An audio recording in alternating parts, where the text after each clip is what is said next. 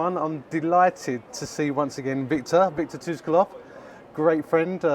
Victor spoke at the GEMA conference a few years ago when he brought some of his amazing creations, which were an absolute sensation. And that was about 3 years ago, wasn't it, Victor, I think, that you spoke with us? Yes, and exactly. I've watched your work carefully, and you have gone through an evolution and even additional methodology and style of cutting. Now you have your fantastic World Heritage collection that you produce.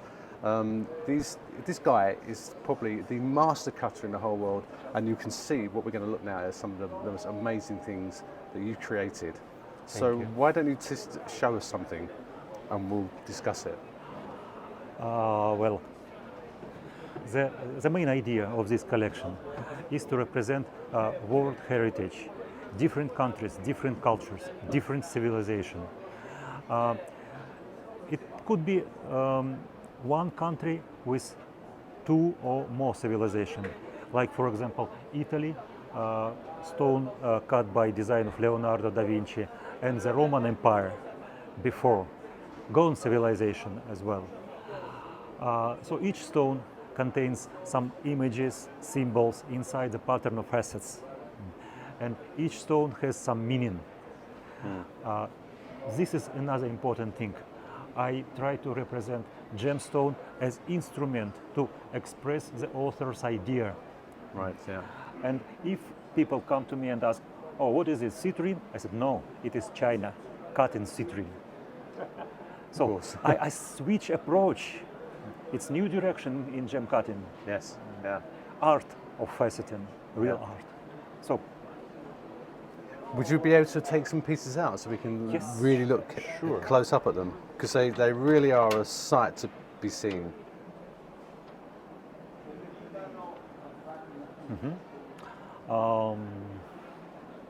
What do we start with? Let's start with this one here. This one, okay. The Rose of Notre Dame. The Rose of Notre Dame. So the inspiration for this was the great rose window. Yes, the name, official name of this design is Fragility of the Eternal. When fire at Notre Dame happened, I realized that our heritage, our cultural heritage, could be very fragile, and what created and kept by centuries could be destroyed just in hours. Right. That's why I created this design. Now I'm going to put a bit of light on here, so you can see the absolute precision cutting. And we did discuss this, but what I noticed there, you've got some frosted facet edges, which is a new innovation that you introduced. Is that right? No, it's not my idea. Right. Other cutters also do it, but I use special technique. You see, some of facets are rounded in midpoints. Each such midpoints contains a few tiniest facets, frosted facets. I made it after polish everything.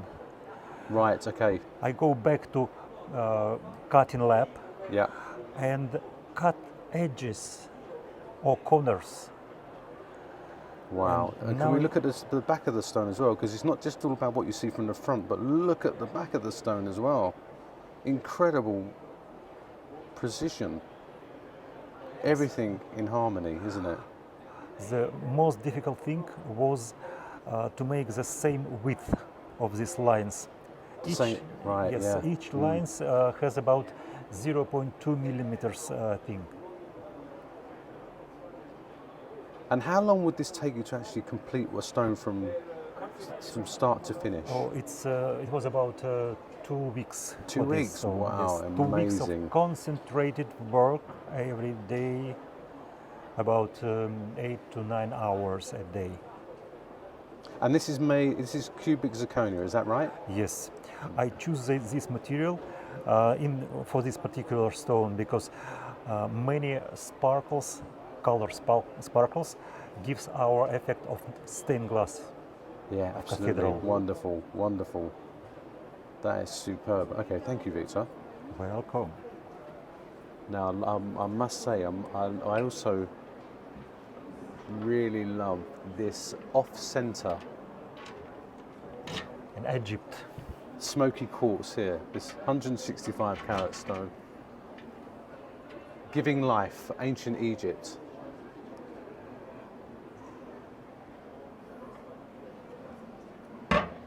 This amazed me because I know, right, it's off center.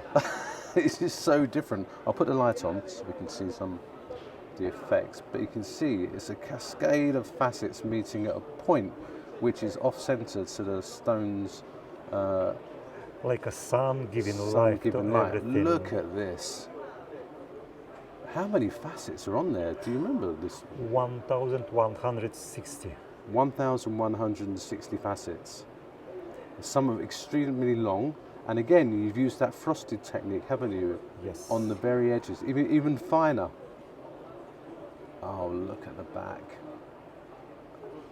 It's a pyramid. Wow. And I don't know if the camera's picking this up, but I love the way that each one of those facets is picking up the light as well, and sort of pixelating in and out of appearance. Look at that. And look at that precision cutting. You'll never see gems with such perfection like this. You see dispersion in quartz. Yeah, yeah. That is very unusual to see. I mean, you're getting that also because it's such a deep stone as well, isn't it, Victor? The depth of the stone as well really adds to the colour and that elusive dispersion that is not often seen. Incredible. And so I think the last one I'd like to look at is your light blue stone there. Now this one is the Persian. the ancient Greece. Greece, This okay. one, yeah. The Ariadne thread.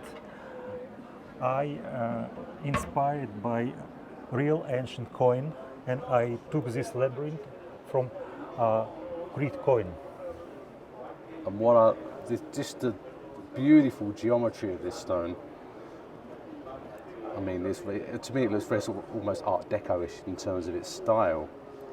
But again, you've used those frosted facets, and it's like this maze-like structure on the top surface, yeah? And look at those facets. And again at the back, the wonderful style. And unusually for this one, you've used some big facets on the pavilion, yeah? They're long facets. That's unusual for you. The combination of big and small facets gives very beautiful result. Yeah. And I've only just noticed that. That's really cool. But big facets on pavilion and small facets on crown corresponding gives very interesting effect. Yeah, absolutely.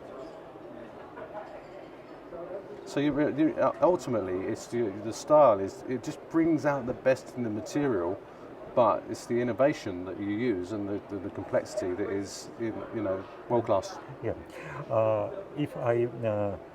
When I used cubic zirconia for Notre Dame, yeah. Here I use natural topaz. It's untreated topaz, like a water. Greece is surrounded by water.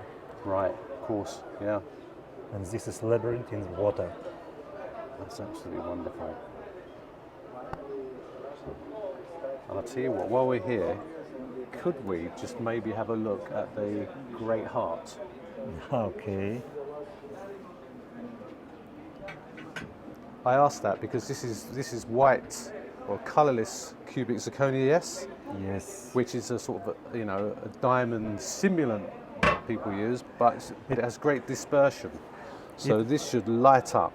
It doesn't have the own color, Right, but yeah. it reflects many colors of surrounded world. Let's try this. Look at that. This. You see the heart with drop of blood and covered by the dome. The dome, yeah. I can see that at the And top. the I think cross. we're picking that up on there, but yeah, I can see that. There's a cross. Wow. Look at the effects. And at the back, you must have groups of facets, is that right? I'm just looking at this from the front. Yes, actually it contains not so many facets, but design and idea is very deep. here on pavilion. Oh, You yeah. can see 9 raised star Yeah. surrounded by Star of India.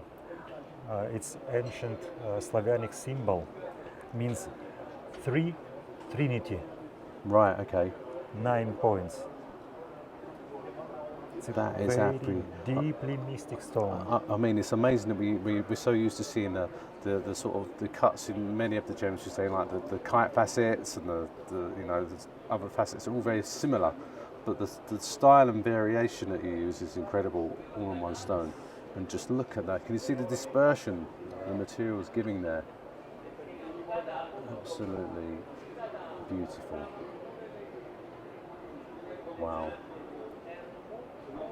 Thank you, Victor, for spending You're some time. mostly I think it's welcome. absolutely fantastic. And as ever, we always look forward to what the future brings in your curations and the beautiful work you do. So it's great to see you again I here in have Munich. a lot, Yeah. a lot of plans and inspiration. Excellent. Thank you.